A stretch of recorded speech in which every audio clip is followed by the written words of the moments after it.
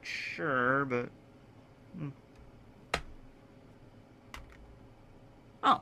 Oh, okay, cool, that works. Hey everybody, how you doing? Tekking, Barry, and Jinbei here, back again. And today's video is going to be very interesting, like, for a bunch of reasons, but not the least of which being, after so many years of Escanor saying so, Oda is finally praising the sun! Oh yes, that's right. In fact, I want you to picture Escanor from Seven Deadly Sins. If you've never seen Seven Deadly Sins, I don't know, go Google Escanor or whatever. Picture Escanor at high noon with his shirt off, all buff, reading the last One Piece chapter with his mustache. He's like sitting there like, yes, this is good. This is good. Oda is finally praising the sun. That is lovely, yes. I should do a cosplay of Escanor. I could do a cosplay of Escanor at like 11 o'clock at night, but I could do a cosplay of Escanor. All right, so anyway, last chapter, chapter 1018 of One Piece, spoiler alert, Who's Who drops some exposition on a deity. That's right, a new god introduced in the One Piece world that isn't Usopp or Eneru, but mostly Usopp, right? This is something just right out of the gate Oda does not really do very often. I mean, like, he's used it, like, at Skypiea for Eneru, but Eneru was, like, not a real god. He was just a Logia user that had a god complex, and nobody could really, you know, contend with him and his mantra, so he just basically took up the mantle of god. And that was also, like, even before Eneru took up the title, Gonfall had the title, okay? So the title of god existed as, like, the ruler of Skypiea for hundreds of years before Eneru finally came along, and he just took it to the next level because he was really cruel and oppressive, and he had the Logia, and he had the really powerful observation haki, the mantra, and so he wasn't a real god, right? And then you get Usopp at Dressrosa, who, alright, to admit, is probably the closest thing we have to a legitimate deity, at least a demigod. Usopp is at least a demigod. You gotta give me that much, right? But of course, that was played off as a joke, and it's even his title on his wanted poster, you know, God Usopp right now, so, you know, that's pretty funny in and of itself. But beyond that, and aside from, like, some, like, a little bit of overtones of religion, like, you know, Absalom was trying to marry Nami in a Christian chapel, basically, at Thriller Bark. Also at Thriller Bark, we got introduced to the concept of the sea gods, you know, when the Straw Hats found that barrel floating in the ocean. Now, that was just a trap set by Moria to find them, to send up the signal flare and everything, but the lore and the legend that Nami and Robin speak of is like, oh yeah, there are various sea gods and ocean gods out there, which makes sense given the fact that the One Piece world is mainly water. I mean, even more so than our planet, you know, it's mostly water. So there would be a lot of ocean and sea gods out there that you would, like, send offerings out to sea in a barrel to, you know, like, please them on your sea voyage or something like that. So a lot of those exist. Oda references them from time to time, but no, crazy thing is, in the last chapter, we got a new deity, a sun deity, and we even got the name, Nika. And I also looked at the writing in Japanese because I was hoping Oda might have written it in kanji in, like, the original Japanese or something, and maybe that would have given us a little bit more of hint into Nika and the sun god and everything, but no, it was just written in katakana. Now, to be fair, the katakana for ni is also very similar to the kanji for ni, as in number 2, but it is a little different, so can't really get much from that, but we can go and see and, like, you know, make a bunch of theories today. That's essentially why I'm here, okay? The way that Who's Who described this sun god, Nika, was that back in the day, since ancient times, slaves would pray to this deity for hope and salvation that they would one day be free, okay? And I would assume this probably started with slaves that were kept by the Celestial Dragons at Marijua, alright? Because if you're a slave taken by the Celestial Dragons and you're put into, like, the dungeons to work at Marijua, there's really no hope of you getting out of there unless you're Fisher Tiger, because Fisher Tiger was a boss, right? But Fisher Tiger's actions of freeing all the slaves was, like, kind of like a one-time thing. Hopefully Dragon and the Revolutionaries will help out a lot here, too, in the present storyline, but for hundreds and hundreds of years, ever since the Void Century, I would imagine, ever since the world government took over and the Celestial Dragons were the supreme power in the world, they had slaves in the Holy Land, and those slaves had to have some hope, some idea that they could one day be free, and even if it seemed impossible, they had to have something, and then they created the god Nika, the sun god, okay? We don't really know how this story began, although I have some interesting ideas on how this story began. I'll just tell you right now, and this is something that a lot of people are really pointing to. Either Nika himself is supposed to be JoyBoy, or JoyBoy's existence created the existence of Nika. For example, let's say back in the day, at the end of the Void Century, right before the world government won, JoyBoy, you know, waged that big epic war or something. Maybe JoyBoy was from the Ancient Kingdom. We don't know about any of this yet, but let's just assume, okay? And so JoyBoy was kind of seen as like a hero that fought against the oppressive celestial dragons,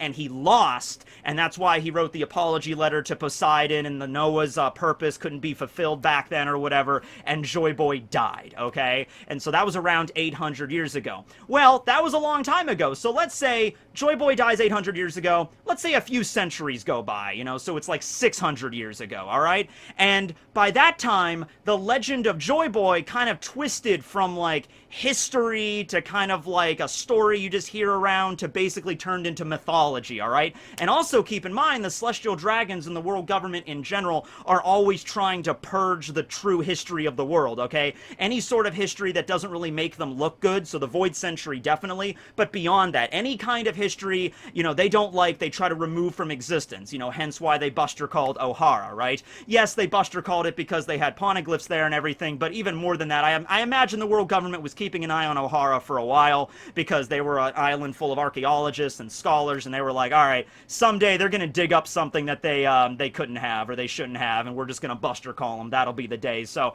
you know, O'Hara was probably, you know, it probably wasn't going to make it far anyway because of what they were doing, just in essence of it, right? But, you know, the world government purges all known knowledge of JoyBoy, but, you know, the story kind of continues as sort of just like folklore or whatever. And give that a few decades, a few centuries, and JoyBoy, this hero, becomes Nika, a sun god, a sun deity that will come down from the heavens and save the slaves and bring them to salvation, okay? Just give it a few hundred years and you could see how a story like that could be bent and twisted into what we have right now. Now, we don't know much more about Nika or the history. We don't even know if like other cultures worship this sun god. We know there are other cultures in One Piece that worship sun deities, but maybe not this specific sun deity. We'll get into that. And Who's Who asked Jinbei about it in a very insensitive way, essentially. I went back and read the chapter, and when Who's Who first mentioned the name of the sun god Nika to Jinbei, there's a little panel where, you know, Jinbei is rearing up to punch Who's Who. After he mentions the sun god, you know, Jinbei kind of like, there's like little exclamation points next to his head, just like, oh, and, you know, kind of like when Who's Who said the word Nika, you know, the sun god, that kind of triggered a memory in Jinbei's head, like, oh, you're talking about, right? But the way Who's Who talked about it was essentially like, hey, yeah, I want to know about this god that slaves used to worship, and, hey, Jinbei, you know a bunch of slaves, right? I mean, you were a member of the Sun Pirates, and they were basically all slaves. In fact, all fishmen were essentially slaves at one point, so tell me what you know, Jinbei. And then Jinbei's like, even if he knew something about Nika, he's not going to tell Who's Who at that point. He's just like, you're an asshole, I'm gonna beat your face in. And then he did, right? So, yeah. But, you know, it is feasible that if this was a deity worshipped for hundreds of years by slaves, and some, not all, of the Sun Pirates were rescued slaves, and they all bore the crest, the sigil of the sun, because it covered up the symbol of the Celestial Dragons, the hoof of the Celestial Dragons, right? There might have been some slaves on Jinbei's crew, former slaves, that told him the story, and Jinbei might have known about it. Jinbei himself was not a slave, though, which is kind of what, you know, Who's Who was kind of alluding to. Is like, all fishmen were basically slaves at one point, right? And that's why Jinbei was just like, okay, yeah, I'm not talking to you about anything, okay?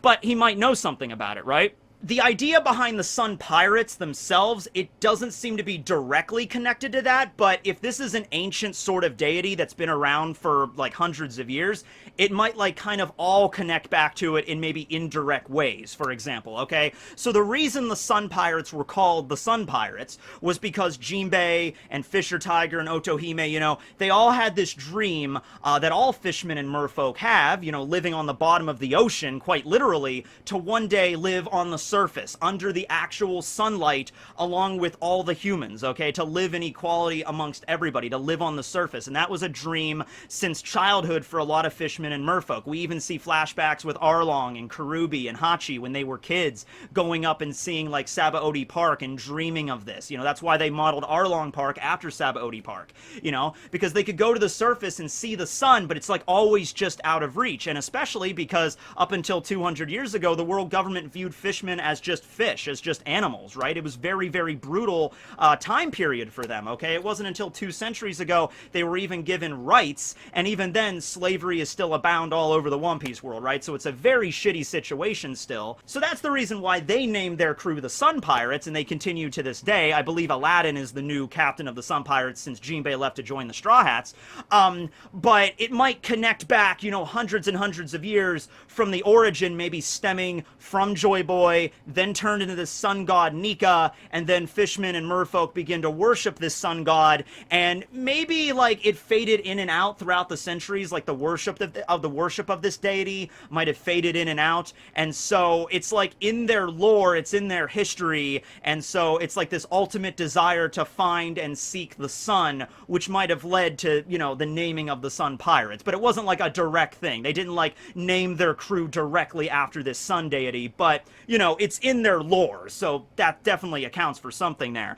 I just wanted to take a moment to talk about sun deities in general, because I just finished this massive book about Egyptian mythology and the history of Egypt in general, right? So the thing is, you got to understand about, like, you know, primitive societies, and even before, you know, actual societies, when we're just talking about, like, hunter-gathering cultures in our planet, is that sun deities, moon deities, deities of the weather, very, very important, very prevalent, and kind of all over the place, okay? I know when you probably think of, like, Egyptian mythology, you might think of the sun god as, like, Ra, or Amun-Ra. Amun was another deity that merged with Ra later in the New Kingdom, okay? And so that's like the idea of like the sun god of Egypt, you know, like the winged dragon of Ra, right?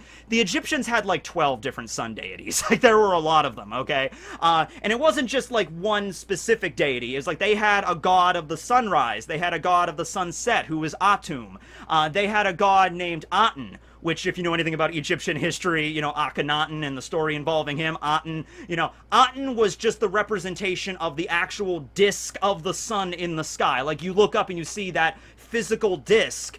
There's a god of that. There's a god in general. There's a god of sunrise, sunset. There's a god of, like, the high noon, you know, all that kind of stuff, right? And so that wasn't just for the Egyptians. There's sun gods freaking everywhere, all throughout different kinds of mythology. You know, Apollo and Helios in Greek mythology, Mithra in Persian mythology, right? There's a bunch of different kinds. And so the idea that I'm getting back to here with One Piece, to kind of circle it all back, is we've seen references to sun deities all over the place in the One Piece world, okay? A lot of these I've forgotten about because they get mentioned. They're not really specific to the story. Like, they don't get brought up in, like, a big way. Like, for example, one reference was on Elbaf. So when we got Big Mom and Mother Caramel's backstory, the Solstice Festival, the Winter Solstice Festival, was to worship the sun god. All right, now I don't think they gave the name of the sun god in the Elbaf, like, lore or anything. I believe the sun god of the Nordic people, of the Vikings, was just Sol, or Suna, I believe.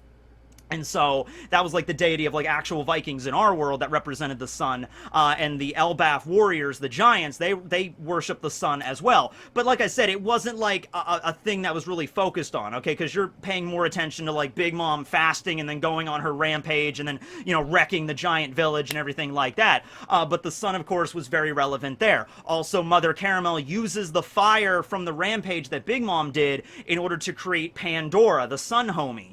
Later on, Big Mom creates Prometheus, and then Hera, who's a lightning bolt, which also kind of resembles the sun, but you know what I mean, right? So there's a reference there.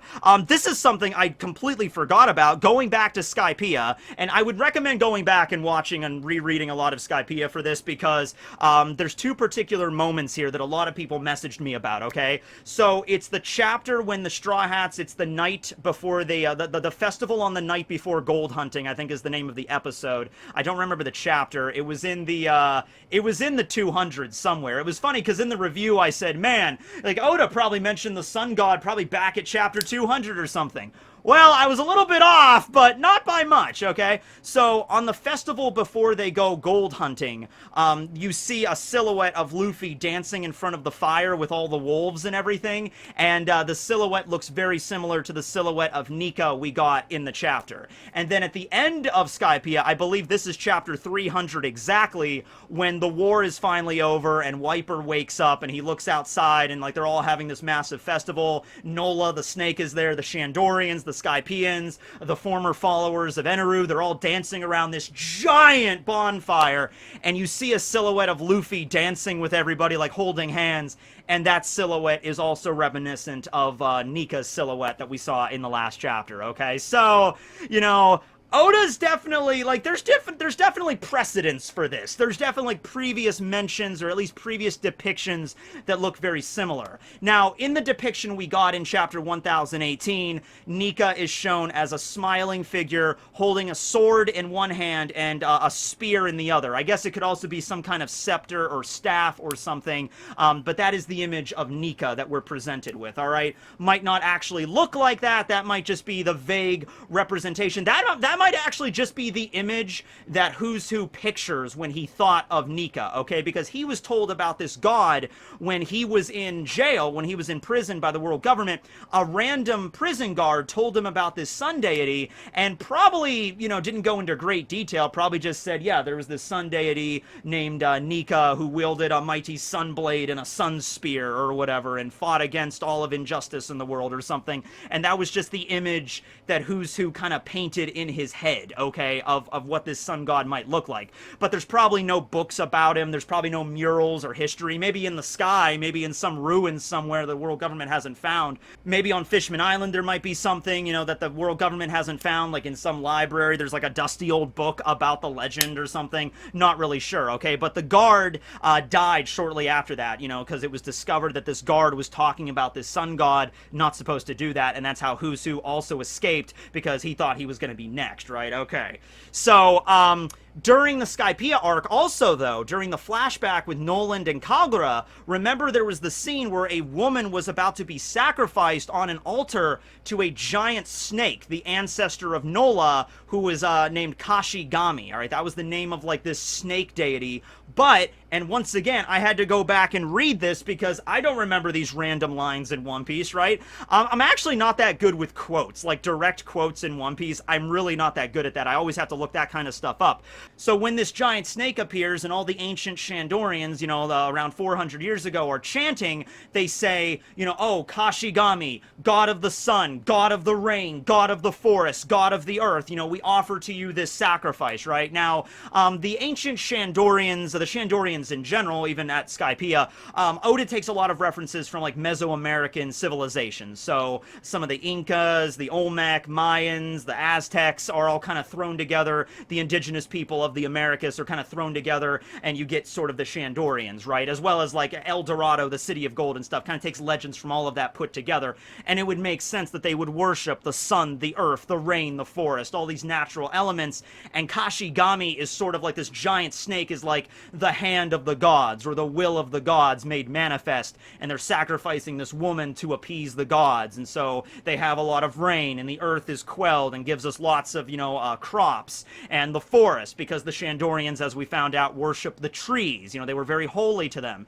and then the sun, in general, it's the giant fireball that gives off light and warmth, and it's always been up there, so a lot of civilizations tend to worship it, you know? And so the sun is always this thing that kind of unites all of us. We can all look up at the sky, we can all see the sun, obviously not at night, but, you know, no matter where you are in the world, at some point during the day, you will see the sun, right? Okay, unless it's cloudy, but you know what I mean, right? It's something that it's universal for all humans, okay? So it would make sense why this sun god was, like, one of the first deities, and that's why Oda's going with the sun god Nika here, okay? You know, so I like to think that, yeah, it's not like an actual deity. It's not like, you know, Oda's going to depict, you know, the sun god coming down from the sky and using his divine light to, like, burn away all of the celestial dragons. That would be pretty cool, but I don't think we're going with that. I think this is a legend that ties back to the JoyBoy legend, like a lot of people assumed it would, and as with Kaido saying that, like, JoyBoy is sort of a title, and that Luffy, you know, and some other person weren't worthy of the title, or they're not the ones that bear that title, I think Luffy is going to get back up, and he's going to, like, prove to Kaido that he does have that title of JoyBoy, and Luffy is going to be the one, or maybe the catalyst, for freeing the world of slavery, you know, defeating the Celestial Dragons. You could also say Monkey D. Dragon, because, you know, he's Luffy's father, might also be the reincarnation of JoyBoy in some way. That might be the twist. The twist might be, hey, there doesn't just have to be one reincarnation of JoyBoy, there could be a few, alright? You know, Luffy is one, definitely. Dragon might be another one. Law might be another one. Like, different variations of this reincarnation of JoyBoy, maybe each representing a different aspect of him. Like, Luffy represents the happy-go-lucky, you know, aspect of JoyBoy, you know? Probably a very happy individual. Dragon represents the more serious side of, like, I know what has to be done in order to change the world. Law represents a different aspect, and all that kind of stuff. Also, as I was deciding what wall scroll to put up today, I was looking through all my wall scrolls, and I'm like, hey, you know, Ace having the power of the Mera Mera no Mi, and then that power being passed on to Sabo, and the fact that that power is literally the power of fire, which is reminiscent of the sun, and Ace literally had a power, you know, like Flame Emperor, where he created a giant Genki Dama of fire, which pretty much resembled the sun. Freaking Blackbeard at that exact moment was like, the sun versus darkness, eh? Zeha! Who will win? And then you had this giant clash of darkness and the sun. There were people saying, like, look at Luffy's straw hat. Look at Luffy's straw hat, you know? And I've actually heard of this before because, you know, there's so many references to dawn in One Piece, like the rising sun, dawn, you know, the pirates of the night, the Nox pirates waiting for the dawn, bringing the dawn of the new world. Like, this is often referenced in One Piece. And like, well, look at the straw hat. It kind of resembles the sun rising in the distance, right? There's something going on here, right? Oda's definitely pointing, like, pay attention to the sun. I only hope that Oda will spin it in a way that, like, nobody has really guessed yet, you know, because, like, it would suck if, like, Oda came up with the idea, like, oh yeah, that's gonna be the big reference for the Straw Hat at the end of the story. It resembles the sun rising.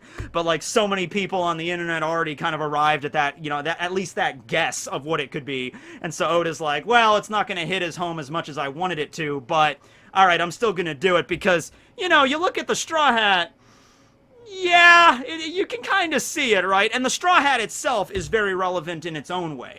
So, yeah, I don't think Nika is a legitimate sun god, but the connection definitely connects back to JoyBoy, and it probably maybe serves as, like, the basis for maybe all sun deities right now in One Piece. Like the sun god that the giants of Elbaf worship, the sun god or Kashigami that the Shandorians worship, you know?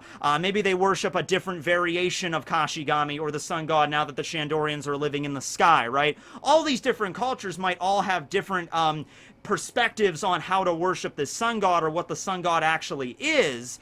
You know, some of the cultures might worship the sun deity as like Nika, as like a person. Others might worship it as like Aten to the ancient Egyptians, like a sun disk and nothing more, as like more of an object to, you know, bear reverence to.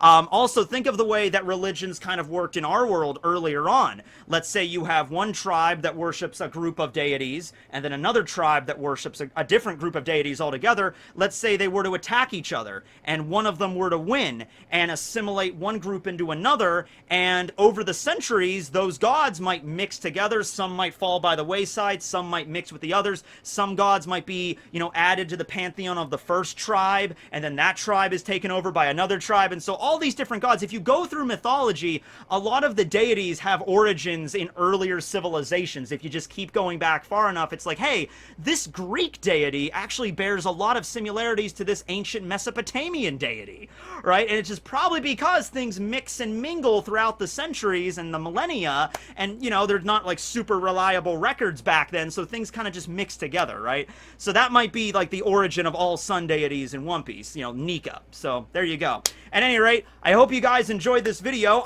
I do have an Ant Facts for you. Actually, I have a new Ant Facts intro for you from DJ DESU, so here's that.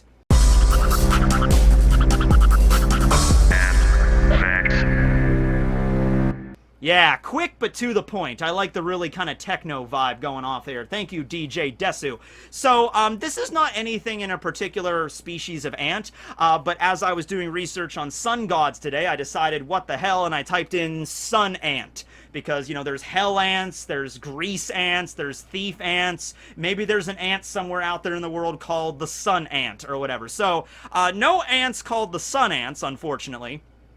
If you discover a new species of ant, maybe you can call it the sun ant, whatever. But I did see a study that was done by the BBC that revealed that the ants actually can use the sun for navigation, okay? Because picture this, you know, like, let's say an ant, you know, captures, you know, a dead animal, like a dead fly or something, and, like, has it in its jaws, and it's dragging it back to its colony. A lot of times it's dragging them backwards. And so the study that was done was trying to figure out, like, okay, how can the ants manage to find their way back home when they're walking backwards and all disoriented and, you know, carrying this heavy load and everything like that. And they determined that they have this kind of, like, compass. This kind of like natural compass feature where they can orient themselves, like, let's say they know their colony is toward the north. And so they can kind of have this natural compass where even if they're walking upside down and under, you know, not upside down, but backwards and through unfamiliar terrain, they can kind of lock on to, like, north. And sometimes they even have to stop and, like, bear their surroundings, like, all right, the sun is there, okay, like, and they just naturally know. But it's interesting that it was discovered in insects that have very small brains and whatnot, but they were still able to, like, lock on to, like, that geographical, like, compass direction, right? So there's your ant fact for the day. That's what I got. Alright, so hope you guys enjoyed the video. Let me know down below all your theories about Nika, because I did not address even probably 10% of all of them that are out there. Every time Oda reveals something big like this, like a brand new concept, like, here's a sun god, have fun! Like, yeah, it's gonna be probably a couple weeks. Everybody's gonna have to go back through all of One Piece and, like, alright, we have to comb through the whole story again and figure out, like, random chapter during the Enies Lobby arc where this was mentioned. Like, okay, so we'll see where it goes from here. But thanks for watching, everybody. This will be Tekking, Barry, Jinbei, signing out. Later.